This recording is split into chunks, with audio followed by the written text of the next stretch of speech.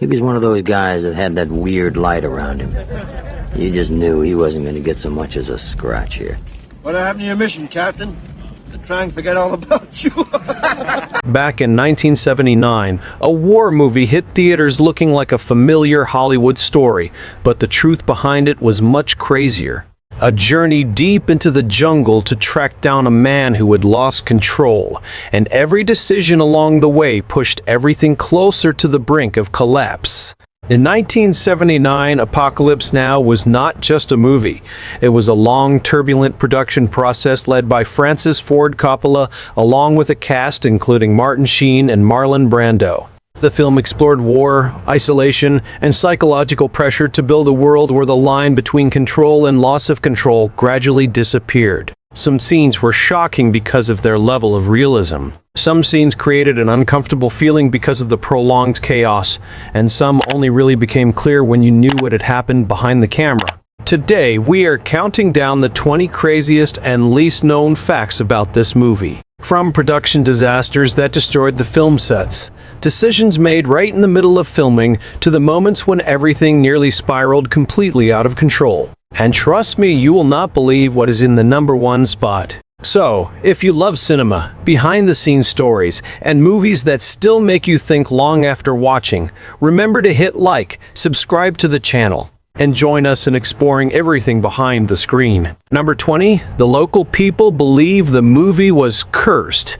When so many things went wrong, people started to believe there was something off. During the filming of Apocalypse Now in the Philippines, the crew not only faced ordinary difficulties but fell into a chain of unusually intense incidents. A tropical storm hit and destroyed almost the entire set in a short time, sweeping away constructions, props, and equipment that had taken months to build. Right after that, minor accidents began appearing continuously, from on-set incidents to technical problems that interrupted the schedule. The harsh environmental conditions with high humidity, stifling heat, and dense insects caused many crew members to get sick, become exhausted, or be forced to leave the production. Local people who were familiar with the jungle area where the crew was working believed that this area did not accept human intervention, especially on a large and invasive scale like an international film crew. This belief quickly spread to some crew members,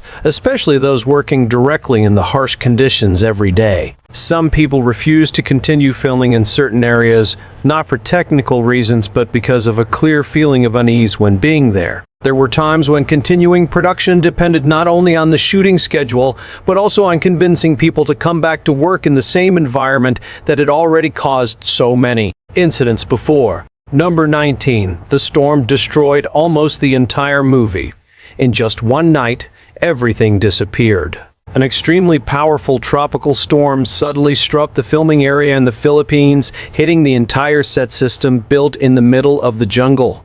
The large-scale constructions, including villages, barracks, watchtowers, and detailed war structures built over many months, were torn apart under the force of the wind and heavy rain. Wooden pillars collapsed, roofs were blown away, the scenery was completely deformed, turning what was once a film set into a pile of ruins in just a few hours. Filming equipment, lighting, and props were flooded or severely damaged, many of them irreparable. No part of the set remained intact, and the previously shot scenes no longer matched what was left after the storm. The damage was not limited to material loss, but also completely disrupted the entire production plan. The crew was forced to stop completely to assess the situation, while the budget continued to be stretched every day. Every detail had to be rebuilt under still unstable weather conditions, causing further delays in the schedule.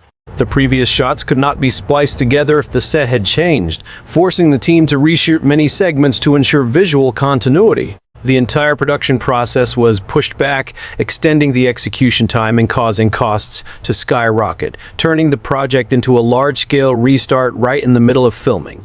Number 18. The helicopters could disappear at any moment. This was not a film crew in control, it was real war. In Apocalypse Now, the large-scale helicopter scenes were carried out using real vehicles provided by the Philippine military, not models or recreated effects. These helicopters were still serving real military duties, and their pilots received orders directly from command, not from the film crew. When the mobilization signal appeared, the entire formation could leave the filming area immediately, even if the cameras were rolling or the scene was not yet complete. There were times when the helicopter team flew into the frame as planned, held formation for a few minutes, then suddenly broke apart and left one by one, leaving the sky empty in the middle of an unfinished action scene. Scenes that needed many helicopters had to be shot in batches, depending on the number of vehicles available at each specific time. The pilots did not act according to a movie script, but performed flying maneuvers based on military experience, making the movements in the frame highly realistic, but difficult to repeat exactly. Some scenes had to be filmed multiple times on different days just to gather enough helicopters needed. The sudden changes in flying formation caused the scene composition to constantly shift, forcing the team to adjust camera angles and positions on the spot. There was no fixed edit for these segments, only what the cameras captured in the short time when the helicopters appeared. Number 17. The crew worked in a state of exhaustion. You were watching people who were no longer alert. The shooting schedule stretched far beyond the original plan, turning the production process into a continuous series of workdays with no stable rhythm of rest. Scenes were shot from early morning until late at night, with many days extending through the night to take advantage of light, weather, and equipment availability. Rest time was shortened, forcing actors and crew to return to work before they could fully recover their physical strength. The hot and humid environmental conditions, along with the dense jungle terrain, increased the level of fatigue when moving and performing outdoor scenes. Sleep deprivation became a common state, as many members only had a few hours of rest before continuing work. Exhaustion showed clearly through slow reflexes, reduced concentration, and mistakes appearing during filming. Some scenes were captured while the actors and crew were in a prolonged state of fatigue, no longer able to maintain stable energy levels. Action and movement scenes became heavier as the body no longer responded as quickly as normal. The prolonged sleep deprivation affected the entire execution process, from acting to technical operation. Number 16. Coppola believed he had been possessed by Kurtz. What you see on screen in Apocalypse Now may look like a fictional story about madness and war. But behind the camera was a production process that pushed Francis Ford Coppola to the limits of his own psychology. To keep the movie alive, Coppola not only directed but also directly controlled the finances, personally mortgaging his own assets when the budget spiraled out of control. Before everything got on track, the crew had fallen into a continuous chain of crises, from the endlessly extended shooting schedule, harsh weather conditions in the Philippines, to the script being changed right during filming. Coppola worked in a state of near-complete isolation, living in the jungle, far from his familiar environment, and had to manage hundreds of people in an increasingly chaotic system. He continuously made life-or-death decisions, from keeping or cutting shots, changing the story structure, to handling issues that arose with actors and equipment. Throughout that process, Coppola began to realize the similarities between himself and the character Kurtz, a man who held absolute power but was gradually consumed by that very power. He admitted that his speeches on set became increasingly long, tense, and philosophical, revolving around war, morality, and the collapse of humanity, with phrasing similar to Kurtz's monologues. These words were not in the script but came directly from his mental state during production. Coppola described how the movie had taken over all his thoughts, as every decision became more extreme under constant pressure. He said the project had swallowed him, making the line between creative work and personal obsession blur, while he still had to maintain absolute control for the movie to continue being made. Number 15. Dennis Hopper did not know what he was filming.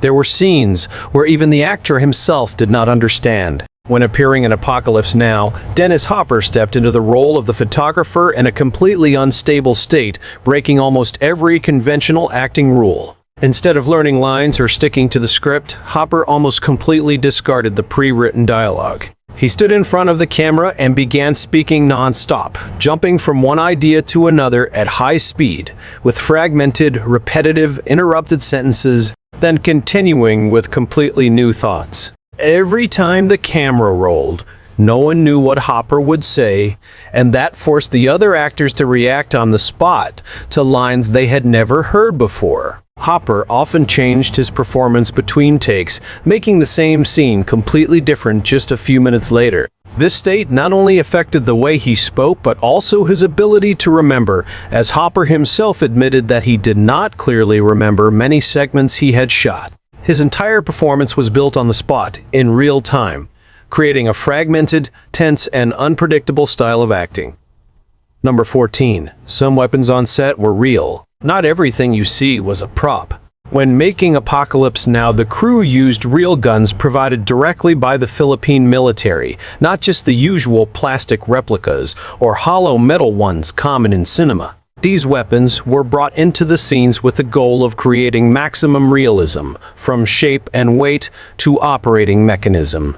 Instead of completely simulating with effects, the crew placed the actors in real situations where the guns were loaded with blanks but still functioned like real weapons, creating clear recoil, sound, and physical pressure. In the combat scenes, the explosions, smoke, and weapon movements happened simultaneously, with no absolute safety distance between the actors and the operating equipment. The coordination of multiple guns, helicopters, and explosives in the same frame made each shot a complex process, where even a small deviation could lead to serious consequences. The actors had to work in a state of absolute focus when around them were not harmless objects, but equipment capable of causing injury if mistakes occurred. Some segments required quick movements, collisions, or lying close to the line of fire, making the line between acting and real danger extremely thin. Number 13. Martin Sheen filmed while his body had not recovered from a heart attack.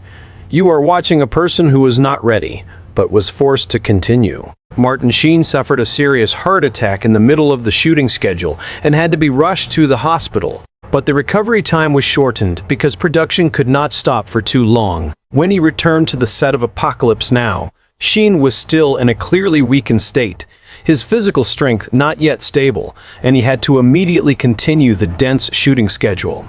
The scenes were not significantly adjusted to match his health condition, including segments of moving through the jungle, filming on boats, and working continuously in hot and humid conditions. Sheen had to perform long scenes with high intensity while his body was still recovering from a serious medical incident. The fatigue showed clearly through slow movements, less flexible reflexes, and heavy breathing in many segments. These signs were not hidden or adjusted with technique, but appeared directly in the frame. The extended shooting schedule, limited rest time, and harsh working environment caused the exhaustion to continue throughout the following filming phase. Number 12. Marlon Brando arrived on set unprepared, the biggest star, but with no plan. When appearing in Apocalypse Now, Marlon Brando did not bring a complete preparation as expected from a leading actor. He did not memorize the script in detail and did not fully grasp the entire story structure before shooting his scenes. The long, philosophical lines of the character Kurtz were not remembered in the traditional way, but were approached by Brando through reading, reflecting, and reinterpreting them in his own way right at the time of shooting. He often requested changes to the dialogue, shortening or lengthening sentences, and sometimes completely skipping what had been written. Instead of performing according to a fixed script, Brando built the character through direct experimentation in front of the camera, creating different versions of the same scene. He focused on developing Kurtz's inner world, adding thoughts, pauses, and emphases not in the original. Scenes with Brando often had no rigid structure, as he could change the pace, voice, and content between takes, forcing the director and other actors to adapt to this approach. Some monologues were filmed under limited lighting conditions, not only for visual reasons but also to suit the way Brando portrayed the character in a quiet and focused space. Number 11. The movie was shot without a clear ending. They started without knowing how it would end. With Apocalypse Now, Francis Ford Coppola entered production without a complete ending to shape the entire story. The script only provided the framework of the journey, while the climax and ending were continuously changed right during filming. Coppola rewrote scenes on set, edited dialogue, changed actions, and adjusted the direction of character development based on what had already been captured. There were shooting days when the ending of the movie still did not exist in any specific form. The actors performed scenes without knowing the final fate of their characters, especially the segments related to Kurtz and Willard. Some scenes were reshot multiple times with changes in atmosphere, lighting, dialogue, and performance to create different options for post-production. The monologues were filmed with many variations, each version carrying its own shade, from cold and controlled to chaotic and extreme. The later editing process had to handle a large amount of inconsistent material where the same segment existed in many different forms. Number 10. Many scenes had no script, not acting, but reacting. With Apocalypse Now, many segments were shot without fixed dialogue, without a clear structure, and without detailed instructions for each action.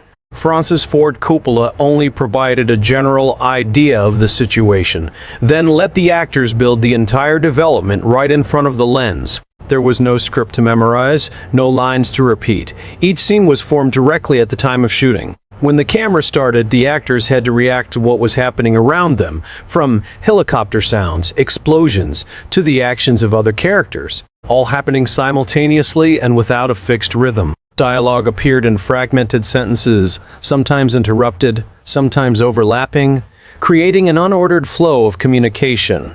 The scenes were not performed the same way between takes.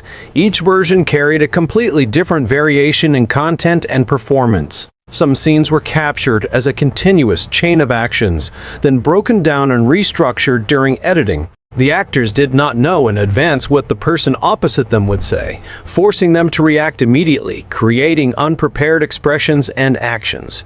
The rhythm of the scene became unstable, with sudden silences mixed with rapid dialogue segments. Number 9. The sound was designed to make the audience disoriented. You do not just watch, you get lost. In Apocalypse Now, the sound was built using complex layering techniques, where many different sound sources were stacked on top of each other instead of being clearly separated. The helicopter sounds did not appear as a single effect, but were recorded from multiple angles, then mixed into a continuous sound band with many different layers. The sound of rotating blades was stretched, repeated, and distorted, sometimes blending with ceiling fan sounds or wind, making it hard for listeners to distinguish the real source. Gunshots and explosions were not only placed in the correct image positions, but were also duplicated, time-shifted, or moved between audio channels, creating the feeling that sound was coming from many directions at once. Some dialogue segments were pushed to the back, obscured by background noise, forcing viewers to separate information themselves in a dense audio space. Environmental sounds like insects, flowing water, or rustling leaves were processed to last unusually long, sometimes repeating in irregular cycles, creating a continuous but unstable sound background. Reverb and distortion effects were applied to both natural sounds and voices, making the audio no longer retain its original shape. There were segments where sound appeared before the image changed, or extended after the scene had ended, creating a phase shift between hearing and seeing. Number 8. Some scenes were cut because they were too real. There were things too real to be shown.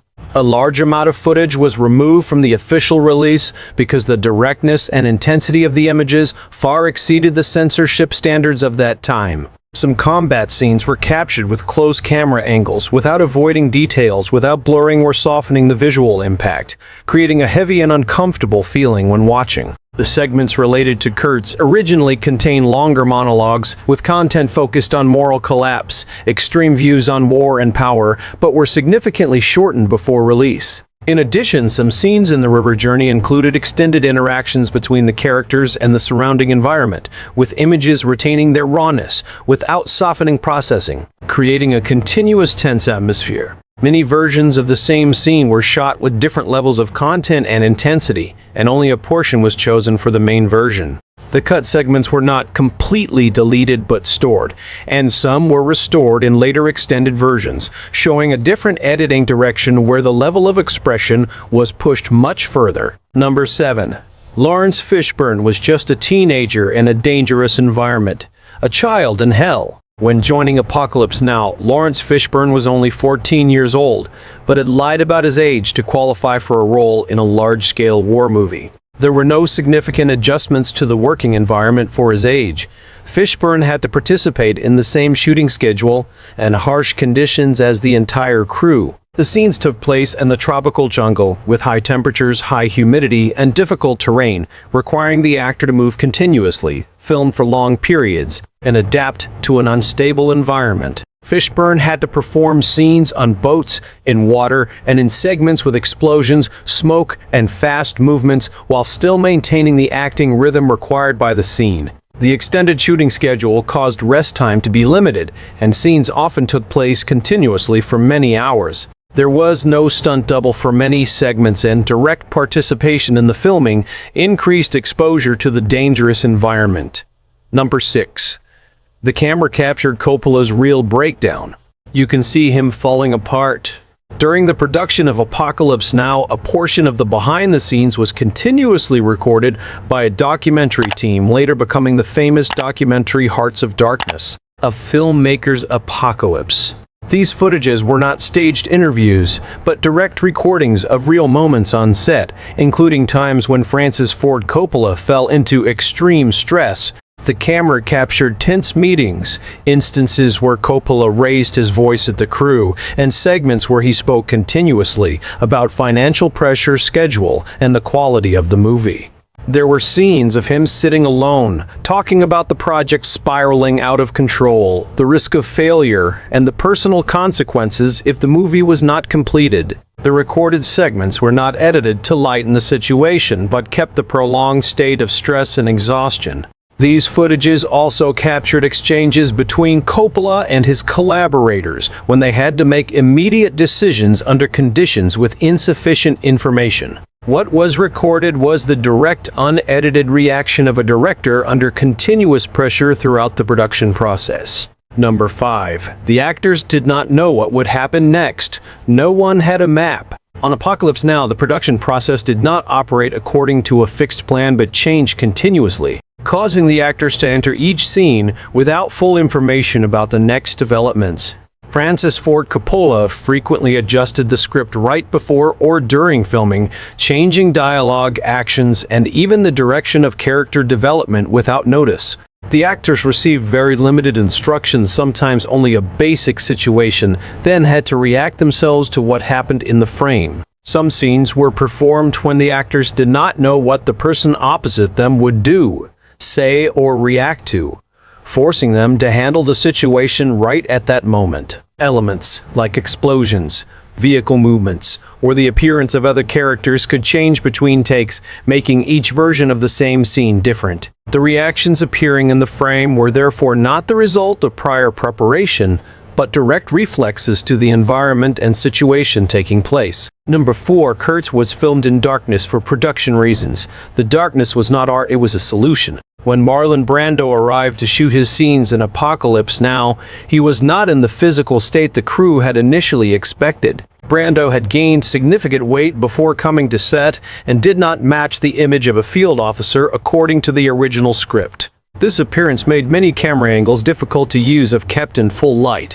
To handle the issue, the crew completely changed the way they shot the character Kurtz, switching to extremely low lighting, with most of the face and body hidden in shadow. The scenes were arranged with limited light sources, often only illuminating part of the face, leaving the rest submerged in darkness. The camera was placed close, focusing on the eyes, voice, and small movements rather than the entire body. Wide angles were restricted, and most of Kurtz's scenes took place in dark spaces, with lighting tightly controlled to avoid clearly revealing the physique. The result was an image of the character always appearing in a half-hidden, half-visible state, with the face only partially revealed through the light.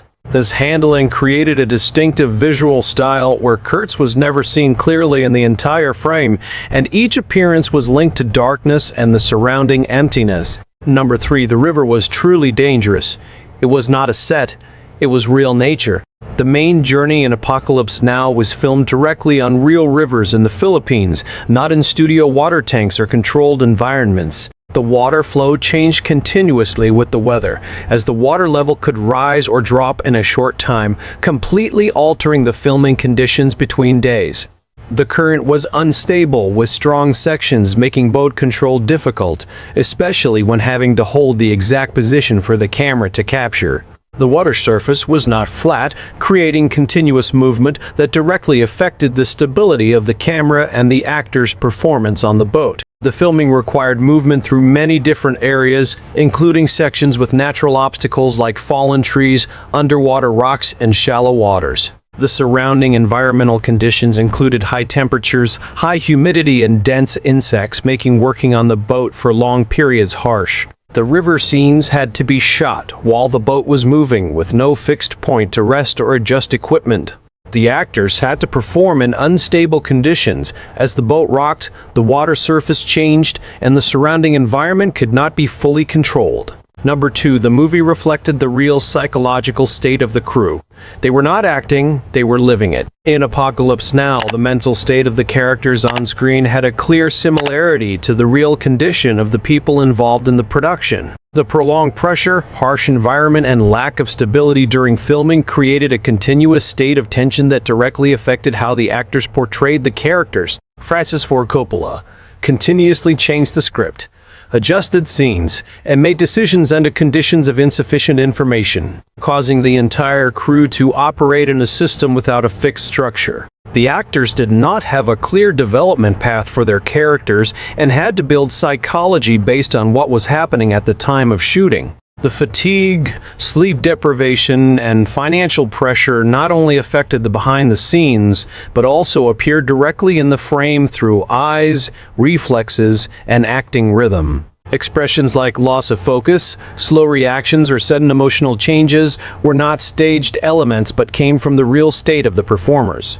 Some segments expressed prolonged tension, where characters moved in chaotic spaces, accurately reflecting the crew's real working environment. The reactions in the movie were not built entirely from the script, but formed from the actors handling real pressure in a real environment. Number 1, no one really had control over the movie.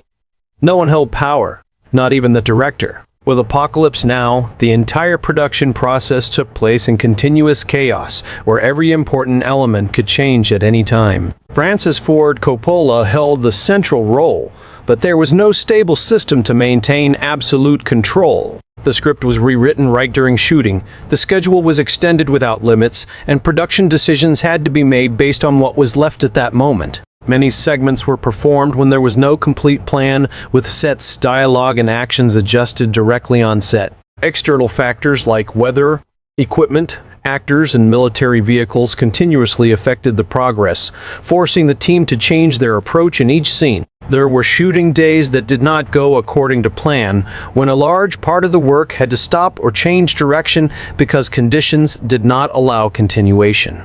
The scenes were not shot in story order, and many segments were built separately, then pieced together during editing. The entire project operated like an unstable system, where every decision was temporary and depended on the specific situation. And those are the 20 craziest facts behind Apocalypse Now, a movie not only created with a script or cameras, but with the very pressure, chaos, and broken limits throughout the production process. What happened behind the scenes was not separate from what appeared on screen. Instead, they blended together, creating a rare cinematic experience. From the storms that destroyed the sets, the decisions made in a state of exhaustion, to the way the actors reacted in unpredictable situations, all contributed to forming the movie in a way that could not be repeated. Francis Ford Coppola did not just complete a film project, but brought the entire process to the screen, keeping what was most real, raw, and uncontrollable. There was no clear formula, no fixed path, only a journey captured under extreme conditions. And it was precisely those elements that made the movie exist in a very different way, not just as a cinematic work, but as a document of what can happen when every limit is pushed to the extreme. If you want to explore more crazy facts behind legendary movies, don't forget to hit subscribe to the channel so you don't miss any videos. Thank you for watching, and see you in the next stories.